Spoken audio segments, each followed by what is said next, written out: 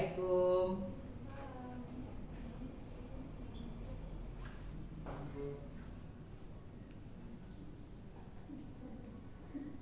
Silakan masuk. Ya, makasih Ya. Bu. Iya, duduk sesuai kenyamanan dari Iya, baik Ibu. Aku mau di sini. Jangan berebut ya adik-adik. Ya Ibu. Maaf Ibu, teman saya. Untuk temannya apa? Oke. Oke. Assalamualaikum warahmatullahi wabarakatuh. Waalaikumsalam warahmatullahi wabarakatuh. Selamat siang adik-adik. Siang Ibu. Bagaimana kabar hari ini? Alhamdulillah baik Ibu. Alhamdulillah. Sebelumnya Ibu mengucapkan terima kasih banyak kepada adik-adik sekalian yang sudah mau meluangkan waktu dan ikut berpartisipasi dalam kegiatan hari ini. Sebelum kita memulai layanan bimbingan konseling kita pada hari ini, alangkah baiknya kita membaca doa menurut agama dan keyakinan kita masing-masing. Ada yang bisa pimpin? Saya Ibu. Saya saja Ibu. Coba saudari.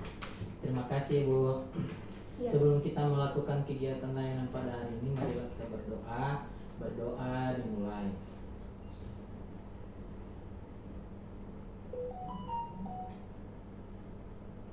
Berdoa selesai. Alhamdulillah. Oke, karena ada pepatah yang mengatakan tak kenal maka tak sayang, maka izinkan saya memperkenalkan diri saya, kemudian dilanjutkan oleh teman-teman sekalian. Bisa seperti itu? Bisa Bisa. Ibu. Oke, perkenalkan nama saya Sri Nandawati Yunus. Saya di sini sebagai konselor yang memandu layanan pada hari ini. Lanjutkan, Agnes. Ya, baik. Perkenalkan nama saya Nabila. Rafael Jepang bisa dipanggil Nabila. Perkenalkan nama saya Widya. Waktu Baba biasa dipanggil Widya.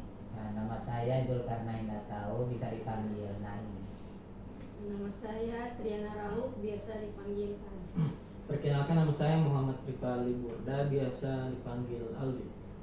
Oke, karena Ibu lihat suasana agak kaku dan tegang, mungkin sebelum memulai kegiatan kita membuat suasana menjadi lebih santai dan lebih rileks dengan melakukan ice breaking. Bisa seperti itu? Bisa Ibu. Oke, jadi teman-teman sekalian silakan berdiri. Ya, baik Ibu. Terima kasih Bu. Ya.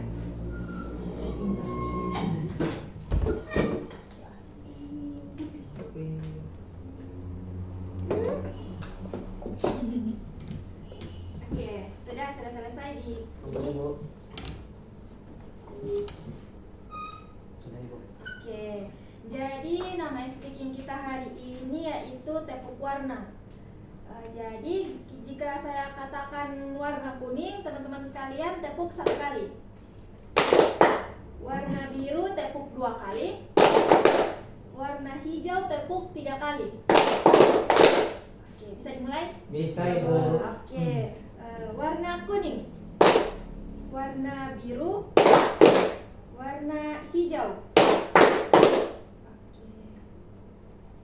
Warna kuning, warna biru,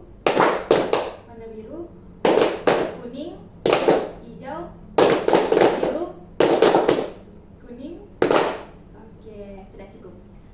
Silakan duduk teman-teman sekalian. Oke, berhubung tidak ada yang salah dan saya juga lupa membuat kesepakatan dan teman-teman sekalian juga kan tidak ada yang salah, jadi saya rasa teman-teman sekalian bisa fokus dalam menjalankan layanan pada hari ini. Sebelum memasuki materi, izinkan saya menjelaskan sedikit asas-asas yang ada dalam layanan bimbingan dan konseling. Yang pertama itu ada asas kerahasiaan atau yang disebut dengan konfidensial, yang merupakan perilaku konselor untuk menjaga rahasia segala data atau informasi tentang konseling. Kemudian berkenaan dengan pelayanan konseling itu sendiri. Kemudian yang kedua ada asas kesukarelaan, yang dimana asas ini menghendaki adanya kesukarelaan dan kerelaan peserta didik atau klien mengikuti menjalani layanan kegiatan yang diperuntukkan baginya. Setelah itu, di sini saya hanya meminta waktu dari adik-adik sekalian selama 45 menit dan saya harap dalam proses kegiatan layanan sedang berlangsung adik-adik tidak ada yang bermain dan memperhatikan apa yang akan saya jelaskan. saya akan membahas topik layanan, yaitu bersabar tanpa batas, dengan tujuan yang pertama siswa memahami makna kesabaran, yang kedua siswa selalu tenang dalam menghadapi masalah, kemudian yang ketiga siswa membiasakan diri untuk selalu bersabar. Sebelum lanjut, saya akan membagikan sumber bacaan untuk adik-adik sekalian.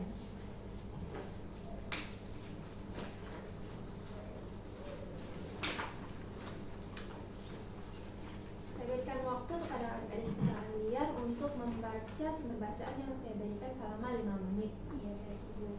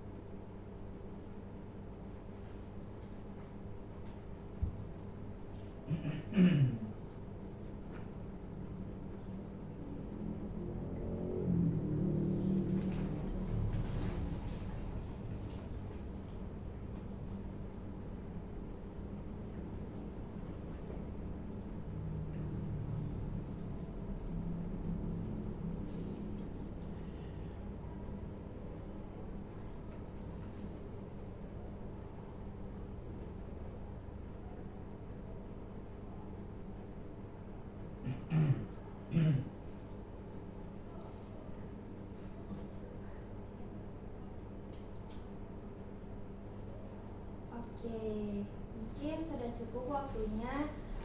Jadi, apakah ada yang ingin bertanya tentang materi yang atau sumber bacaan yang telah saya bagikan kepada adik-adik?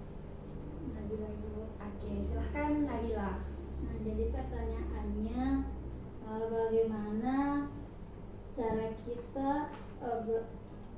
kita menguatkan kesabaran yang ada pada diri kita, kesabaran pada diri kita. Oke, jadi saya coba jawab ya. Bagaimana cara kita menguatkan sabar? Yang pertama, intinya kita itu menjauhi segala sesuatu yang mungkin membuat telinga kita panas, agar emosi kita itu tidak meluap-luap, karena